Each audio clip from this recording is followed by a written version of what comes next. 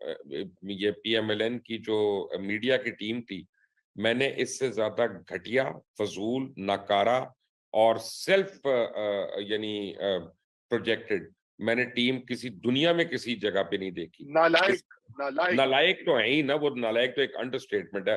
वो मरियम औरंगजेब को पता नहीं होता था बात क्या कर रही है। अता तारड़ जो है वो सिर्फ लड़ने आया होता था। इस तरह से आप ऑप्टिक्स लोगों के चेंज नहीं होते। आप आते, आप आर्गुमेंट देते। इन्होंने एक प्रेस कॉन्फ्रेंस ऐसी नहीं की जो इन्होंने पीटीआई के नैरेटिव को काउंटर करने की कोशिश की हो। देखें, लोगों को हमने परेशान कर दिया। लोगों को हमने इतनी पोलराइजेशन कर दी है कि मैं अपने भाई से लड़ने पे मजबूर हो गया हूँ कि यार अगर वो इसको सपोर्ट नहीं करता तो मैं बस बात नहीं सुननी। तो ये बिल्कुल इस घर घर अगर की कहानी है। इसमें इसमें जहां इमरान खान का कसूर है, वहां इमरान खान के मुखालिफिन का भी कसूर है कि they have not been able to counter it. इनको तो नहीं किसी ने रोका था ना कि आप अभी 200 बंदे ना एम्प्लॉय करें सोशल मीडिया पे और आप उससे अपना जो है वो काउंटर ना करें, नहीं। इन्होंने करना नहीं था, इनको सब अपनी प्रेस कॉन्फ्रेंसेस चाहिए थी, अपने कंट्रोल्स चाहिए थे। और अगर आप चाहते हैं तो मैं आपको ब्रेकिंग न्यूज़ एक दे देता हूँ नया दौर में, जो अभी किसी के पास नहीं है, कि एज़ वी स्पीक एफआईए और नैब जो है केसेस प्रिपेयर कर रही है। 14 वज़ीर पिछली हुकूमत के, उनको पकड़े जाने का इम्कान है फॉर करप्शन।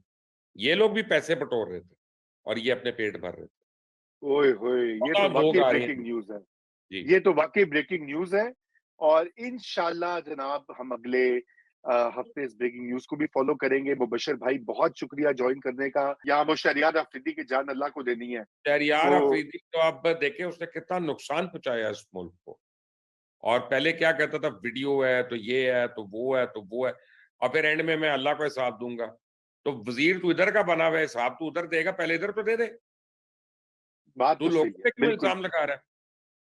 बिल्कुल सही बात है। चलें जी, मैं ये कहता हूँ कि आखिरी पॉइंट आप दोनों से मैं ये जानना चाहता हूँ कि ये जो अभी इलेक्शंस पे ताख़ीर पे पीपीपी का एक फ़र्क व्यू आ रहा है और राना सनाउल्लाह का जो आज का बयान है, उन्होंने कहा है कि जी पहले ये लोग सारे फैसलों में शामिल थे, अब नहीं है। क्या हो क्या रहा है? व्हाई इज़ पीपीपी मुबश्शिर साहब distancing itself from the current arrangement? देखिए, पाकिस्तान पीपल्स पार्टी को दो चीजें पता है। एक तो यह है कि जनरली हमने देखा है कि over a period of time people's party has always tried to act on the right side of the constitution and right side of the people. वो करे या ना करे, लेकिन उसने कोशिश जरूर की है। दूसरी चीज ये है कि पीपल्स पार्टी को ये भी पता है कि इस वक्त तहरीक इंसाफ और नून लीग दोनों एक वीक विकेट पे खेल रहे हैं, स्पेशली इन पंजाब। तो अगर उनको जल्दी इलेक्शन होता है, तो अगर पीपल्स पार्टी को कभी भी, चाहे 5 या 7 या 10 या 15, जितनी भी, मैं नंबर्स मैं नहीं दे रहा, मेटाफोरिकल बात है, सीटें अगर मिल सकती हैं तो वो इस टाइम पे मिल सकती हैं, 2 साल के बाद नहीं मिल सकती, वहां पे वंस थिंग्स गेट बेटर। लेकिन अगर हम over a period of time हम देख रहे हैं कि जो डिसकंटेंट आ गया। आप देखें 26 तारीख को जो पाकिस्तान बार काउंसिल ने कन्वेंशन बुलाया है इस्लामाबाद में, वो बहुत ही इंपॉर्टेंट है। उसमें जितने पाकिस्तान के हाई कोर्ट बार्स हैं वो सब जा रहे हैं, they are going to be represented. Supreme court bar association भी वहां पे होगी। Now if they issue a one point agenda के इलेक्शंस 90 दिन के अंदर होने चाहिए, कानून की वायलेशन नहीं होनी चाहिए, तो फिर ये एक बहुत सीरियस इशू हो जाएगा रजा। और पीपल्स पार्टी उसको फोरसी कर रही है।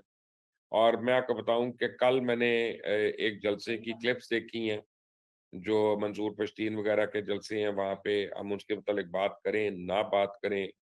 वहां पे जो ईमान ने, शीरी मजारी की बेटी ने जाकर तकरीर की, उसकी भी मैंने कुछ क्लिप्स देखे हैं। बहुत डेंजरस डेवलपमेंट्स हो रही हैं। मुझे पहली बारी इस मुल्क में डर लगना शुरू हो गया कि हम लोग खुदा ना खास्ता इतनी नफरतें हम फैला चुके हैं। हमारे मजहबी नफरतें हैं, हमारी एथनिक नफरतें हैं, हमारी सूबाई नफरतें हैं, हमारी अर्बन एंड रूरल नफरतें हैं, हमारी क्लास की नफरतें हैं, कि we are heading for a civil war. मैं हमेशा समझता था कि इस मुल्क में सिविल वॉर नहीं हो सकती है, नारकी हो सकती है, लेकिन we are heading for that. और मेरा ख्याल है कि पीपल्स पार्टी को इस बात का एहसास है कि अर्ली इलेक्शंस या टाइमली इलेक्शंस जो हैं, वो लोगों में काफ़ी जो है ना वो सेटल ठंडा कर करेंगे। देते हैं। ठंडा ठंडा करेंगे करें। सेंटिमेंट्स। बिल्कुल, बिल्कुल, मैं भी इत्तेफ़ाक करता हूँ इस पॉइंट ऑफ व्यू से। जी, मुज़म्मिल साहब आपका क्विक कमेंट और फिर नाज़रीन से इजाज़त लेंगे। नहीं, क्यों वोट दिया उन्होंने सीसीआई में नए सेंसस को? वो कहते हैं हम नहीं नहीं सेंसस पास करते, वोट था उनके पास। नहीं हो सकता था सेंसस पास अगर पीपल्स पार्टी ना चाहती। उतो ऑर्डर आया सी ना, तुसी नहीं की देखो गल्लां करदे हो? मेरा मतलब है छोड़े आप इस वक्त बात ये है कि एस्टेब्लिशमेंट का झुकाव नून लीग की तरफ नजर आ रहा है। जरदारी साहब को वजारत उस्मा मिलती नजर नहीं आ रही, बार्गेनिंग पावर कमजोर होती नजर आ रही है। शहबाज बेहतर डील लेकर निकल गया है, वो अपने आप को मार्केट कर रहे थे बतौर प्राइम मिनिस्टर, वो मार्केटिंग सारी बढ़ गई है। अब उसके बाद अपनी बार्गेनिंग पावर बढ़ाने के लिए आजकल मेरा मतलब है बात कर रहे हैं। मतलब आप मेरी बात समझे, रियल मैटर इज कि आपने सारे काम मिलकर किए हैं। राना सनाउल्लाह गलत नहीं कह रहा। आज जिस दिन सीसीआई की मीटिंग थी, आसिफ जरदारी साहब को मिलने गया शहबाज शरीफ, उन्होंने वोट डाला तो मर्दमशुमारी पास हुई, नहीं तो नहीं पास हो सकती थी। 1 रुपए का नोट आ जाता, बात खत्म हो जानी थी। वो ना देते वोट।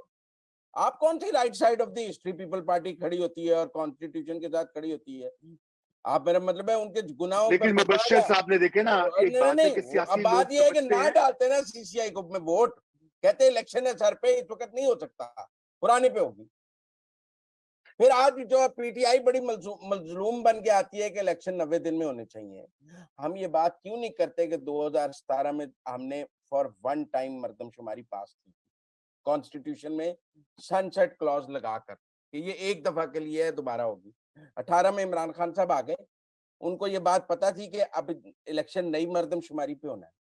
उन्होंने 18, 19, 20, 21, 22 मर्दमशुमारी कराई। उन्हें पता था कॉन्स्टिट्यूशनल पोजीशन ये है कि नई मर्दमशुमारी के बगैर इलेक्शन नहीं हो सकता, क्योंकि 2017 की आईनी तरमीम में ये बात तय हो गई। 2020 की सीसीआई की मीटिंग में इमरान खान साहब ने भी तय कर दी कि ये डिजिटल मर्दमशुमारी होगी, शुरू नहीं कराई। ईवीएम की कानून साजी कर रहे थे, बैरून मुल्क पाकिस्तानियों को वोट दे दे फौरी तौर पे, मर्दमशुमारी नहीं करा रहे थे। पाकिस्तानी गिनने को तैयार नहीं थे, बैरून मुल्क के वोट बड़े प्यारे नजर आ रहे थे, क्यों लब जाने ने। क्या इस मुल्क में इलेक्शंस की ताखीर का जिम्मेदार पीटीआई नहीं है? 4 साल आपने मर्दमशुमारी नहीं कराई। आपको पता था 2017 में ये फैसला हुआ है कि अगली इलेक्शन नई मर्दमशुमारी पे होगा। आप बड़े फेयर थे, आप 18 में आते नई मर्दमशुमारी शुरू कर देते। 4 साल मैं में आपको बिल्कुल मैं आपको उसका जवाब देता हूँ। उसका मैं जवाब ये, वो उन्होंने खान साहब ने कहा मैं तो कुछ कर ही नहीं रहा था, सारा कुछ जनरल बाजवा चला रहे थे। लेकिन ये ये फैसला आप भी नहीं आपको आप ये ना नैरेटिव पे 164 का नहीं नहीं बयान कर दें, फिर नहीं वो नहीं सही कह रहा है। नहीं, आप वो 164 164 का का बयान बयान करो। दे दे कि मुझे हाँ, मर्दमशुमारी करने से बाजवे ने रोका था। दे ना 164 का बयान अदालत में जाकर, डरता क्यों है? देखिए चले। नैरेटिव बिल्डिंग ना करें। रूमी साहब के बाजवा करता था, सबको नहीं, इमरान खान मैंने करता था। आप नैरेटिव मुबश्शिर बिल्डिंग करते हैं इमरान खान के मुबश्शिर लिए। लुकमान आज खुश हो रहे हैं, वो कह रहे हैं कि यार मेरे तो भी 2 थके लोग बैठे रहते हैं। नहीं, वो कह मैं रहे एक बात आपको बताऊं, और जो मैंने मुजम्मिल को भी समझानी है, और जो मैंने हर अपने कुलीग को जो मेरे से उम्र में छोटा है उसको मैंने एक बात कहनी है। जो मैं डिसकंटेंटमेंट और टेम्परेचर्स में देख रहा हूँ बिल्ड अप हो रहे हैं ना, ये जोर से नहीं कंट्रोल होंगे। आपको प्रॉपर नैरेटिव बिल्डिंग करनी पड़ेगी, आपको लोगों को सेंसिटाइज करना पड़ेगा, आपको लोगों को एजुकेट करना पड़ेगा, तब ये जाके होगा। अभी तक मसलन पिछले 1.5 साल में जो